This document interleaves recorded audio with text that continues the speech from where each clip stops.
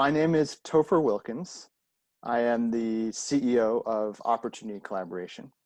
And for the last decade, my wife and I have been convening leaders from all around the globe building sustainable solutions to poverty.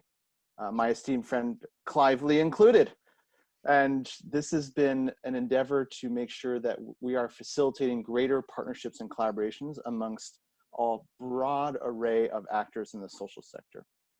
So everyone from nonprofit leaders to for-profit social entrepreneurs to folks who represent different foundations, people on the impact investing side, people from the corporate world, from the media world, from academia, arts, music, etc. And every year we're very fortunate in bringing together people who are looking at health and education and clean water and sustainable agriculture and gender equality and youth development and small and medium-sized enterprise growth and ethical fashion and et cetera, et cetera, et cetera. The idea being that poverty is an incredibly complex issue, and the only way we're going to solve it is by bringing together a complex set of solutions.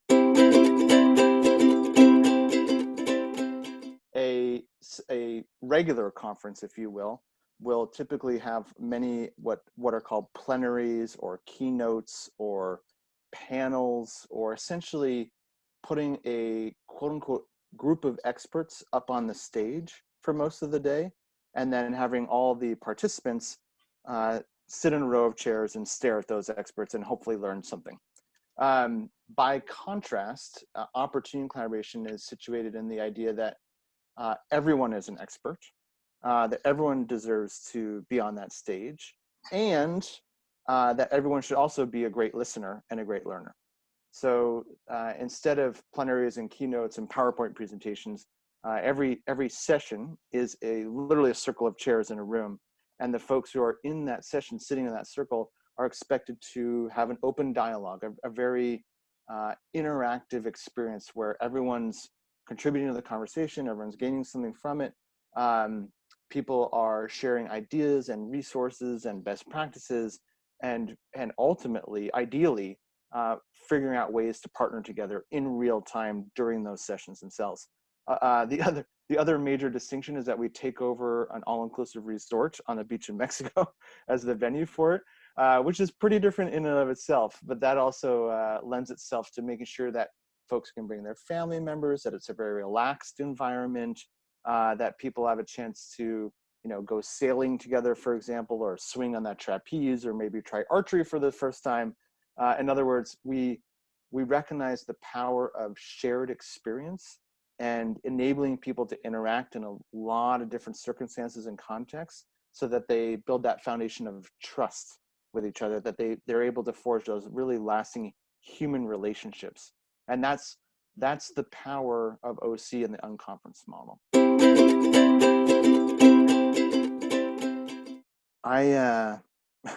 It's odd to say this because, of course, it's a catch-22, but I feel I'm very humble. It's hard to be humble when you're saying you're humble, but I feel like I'm very humble. I'm a listener, and I am incredibly attuned to the power of empathy and the power of listening to someone's life story such that I can put myself in their position, even if it's for the briefest moment of time. I do have a regular practice, so to speak, of about 20 minutes at the beginning of every day, which helps ground me, of course, and enables those key elements of humility and listenership and empathy to show up. So there is something in the muscle memory and the sort of exercise of making sure that I show up like that every day. But when it really comes down to it, I don't know. It's like I can remember everyone's name, for example, right? It's like I care that much about folks, so that I feel like our fates are bound up together, that we belong to each other.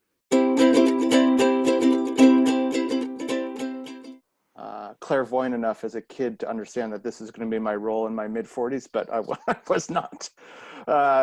When I was young, I always thought I was going to be a teacher, actually. And that's because my mother was a teacher, even to the extent that she was a teacher at my elementary school and then at my middle school. She didn't follow me to high school, but she was essentially always there, and I always saw her as an incredible role model. And that, it was her inspiration that led me down the path of eventually becoming a teacher in the early part of my career, earning a master's in education. And then, ironically, it was right after earning my master's in education that my wife and I became social entrepreneurs and realized the power of convening people, of bringing folks together and creating community. And then it's been for the last 20 years that we've really forged a career path along those lines. I will share though, Clive, and you'll know because you were on the same beach, that it was the second year of opportunity collaboration, and this is 2010. My wife and I had been working as the co-COO. So we were basically sharing the COO, Chief Operating Officer role together, going into that event. And lo and behold, a few weeks before the opportunity collaboration in 2010, my wife gave birth to our third son. We have three boys.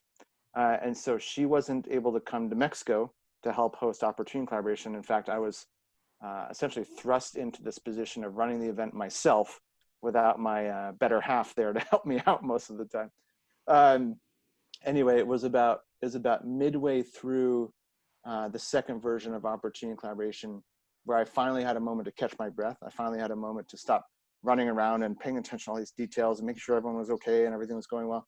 And I stepped into the ocean on that beach, very close to where the turtles had hatched, and just had a quiet moment for the first time in whatever, 3 days or whatever it was. And it was during that quiet moment that I realized that this was in fact the work that I was born to do.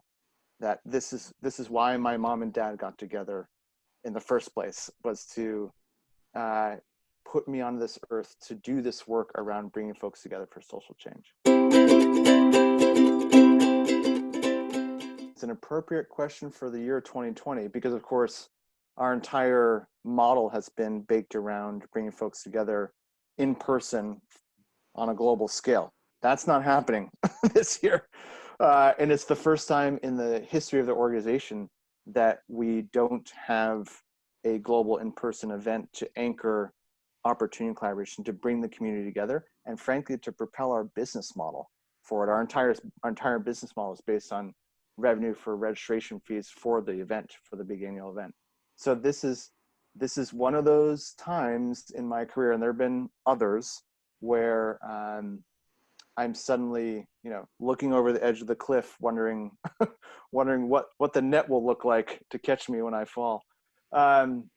In other circumstances, I think my wife and I, and we've worked together as professionals, and of course we're raising kids together, and we're deeply in love. But we've always worked together in pursuit of social impact in our career paths for the last 20 years.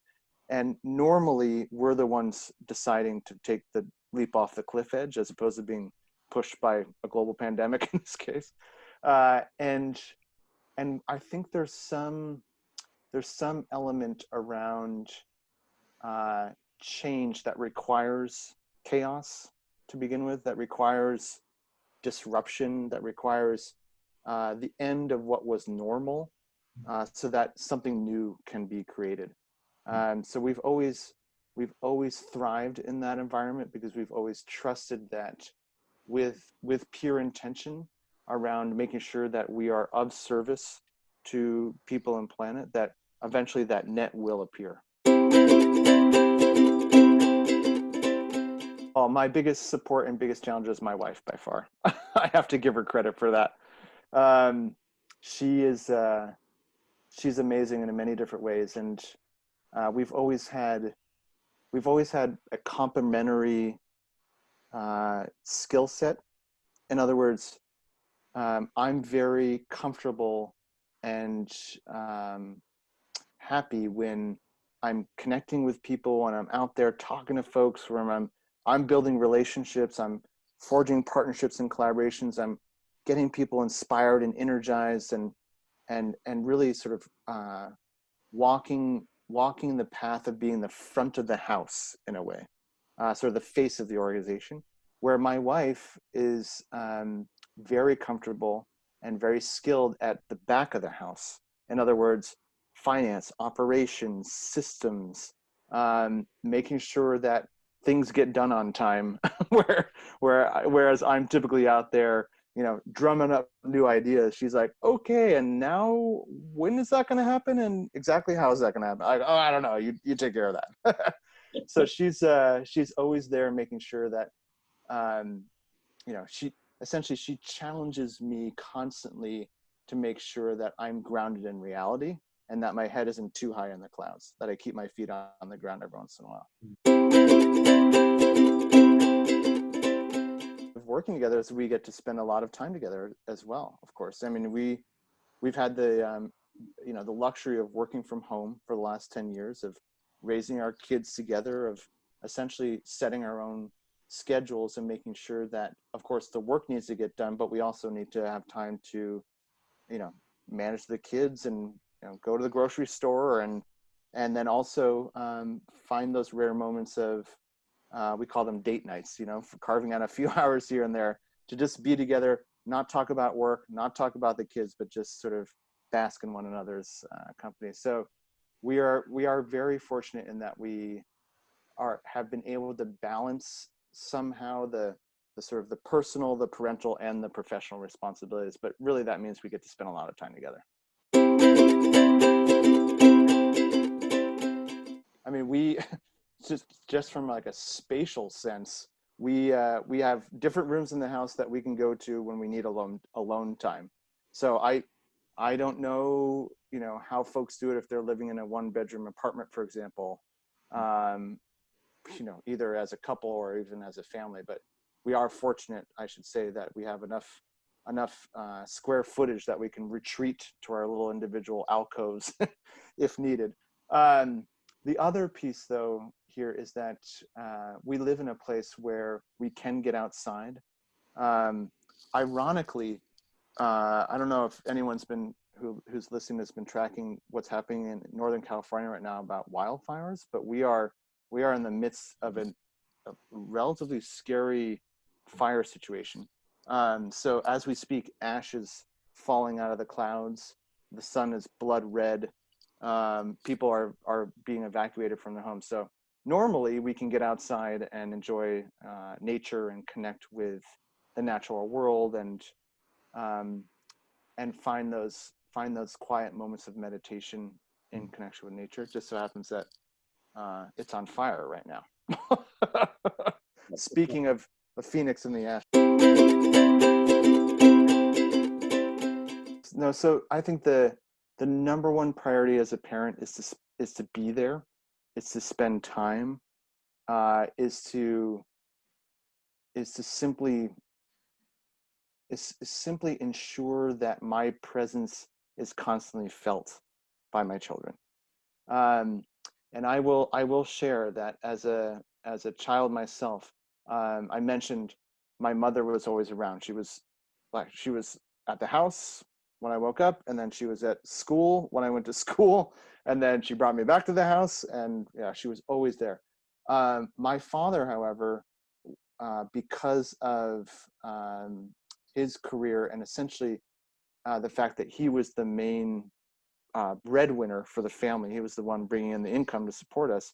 He had to select jobs that meant he wasn't necessarily home all the time. And there was a good chunk of my teenage years where he he worked in a place that was about a 6-hour drive away, and live there during the week and work there, and then come back on the weekend.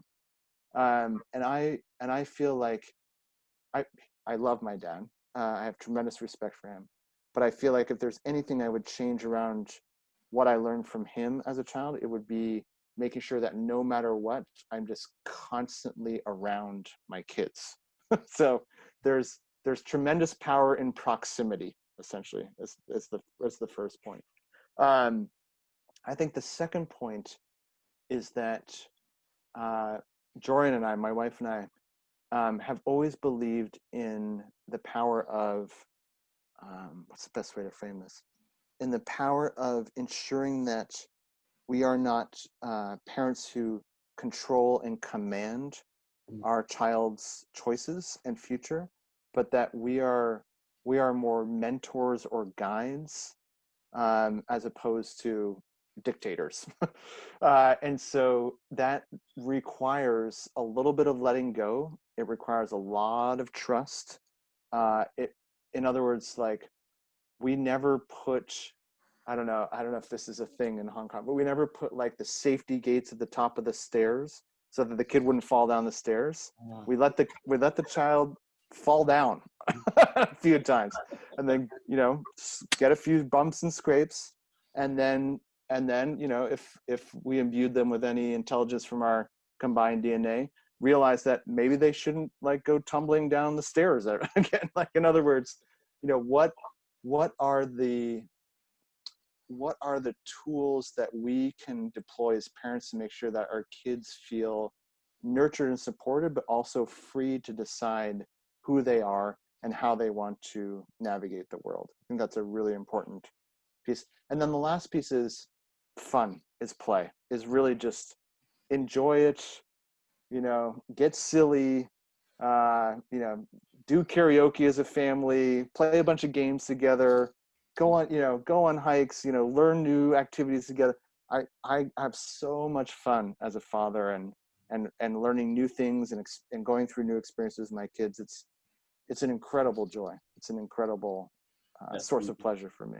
So we have 13, 11, and 9-year-old boys, and they are now experts at distance learning. So they started learning from their computers, essentially, early this year. Then there was a summer break, and then they just started school about 2 weeks ago on their various machines. And so the challenge for them has been how to navigate not having too much screen time, but also being relatively stuck at home. And I think this applies to everybody out there, which is trying to find a balance between, between Zoom overload and the sort of two-dimensional interaction that we've been forced into, and also perhaps cooking a healthy meal, or reading a book, or as my youngest son has gotten into this summer, perhaps creating a piece of pottery on the pottery wheel. So I think it's imperative that folks find those small day-to-day outlets of creativity in conjunction with doing all that's needed in this two-dimensional plane of the screen. Yeah, in fact, we normally have the kids in a series of summer camps and different activities, different play dates, trips, etc. But instead of that, because that couldn't happen this summer, we have a little bit of space in our garage that we carved out and gave each kid a budget to buy something that would keep them active or involved or entertained throughout the course of the summer. Our oldest bought a 3D printer. Our middle son bought a indoor basketball arcade game. He loves basketball. And then our third son bought himself a pottery wheel and has been doing ceramics on his own time by himself. Yeah. I think the first piece is we have been carefully observing the different ways that similar events and networks have pivoted to virtual. We typically have not had any sort of online presence between the major in-person gatherings throughout the course of the year. So we didn't want to step in, in around March, when everything started to become clear here in the United States, at least, that in-person events were no longer going to happen. We didn't want to sort of rush in and offer something that may or may not work or may not be helpful to folks. So we spent about the last 6 months carefully observing what else is out there, where are people really seeing value, what is the true demand when it comes to virtual offerings right now. And I think I have a pretty clear understanding of what niche OC could fill given the current landscape of online events. And my hope is that right around the time that we would typically have OC, which would be in the middle of October, that we'll have the ability to launch an online presence at that point. I would love to think that there is a future where, because we've been essentially forced into offering some sort of online component, that when it is safe to bring back folks together offline, that the community is even stronger than it was before as a result. And that inevitably we've found a way to sort of combine online and offline in a useful way for the OC community. So that's one piece of it, Clive. The other piece is that, and this is perhaps a much longer conversation at some point, but I've done a lot of work over the last 5 or 6 years with something called conveners.org, which is another major piece of my professional persona, to make sure that me and my impact convening peers are talking to each other on a regular basis, that there's open dialogue between these different event organizers so that we can figure out how to support each other, how to make ourselves better at the craft of bringing folks together, that we're doing our own work to build partnerships and collaborations amongst these different networks and different conferences. And with the evaporation of all offline events for the first time in history, suddenly me and my peers are gifted an opportunity to think very deeply around how we might better work together. Like, what would be the possibility of once and for all no longer operating as individual organizations and basically competing unnecessarily with one another, but perhaps forging some sort of collective or alliance such that our fates are truly bound up together and that we are legally held perhaps within one umbrella entity. So there is a very strong possibility that as part of OC's reset, as part of the next 10 years of OC's future, that we legitimately coexist alongside several of our peer events and networks out there.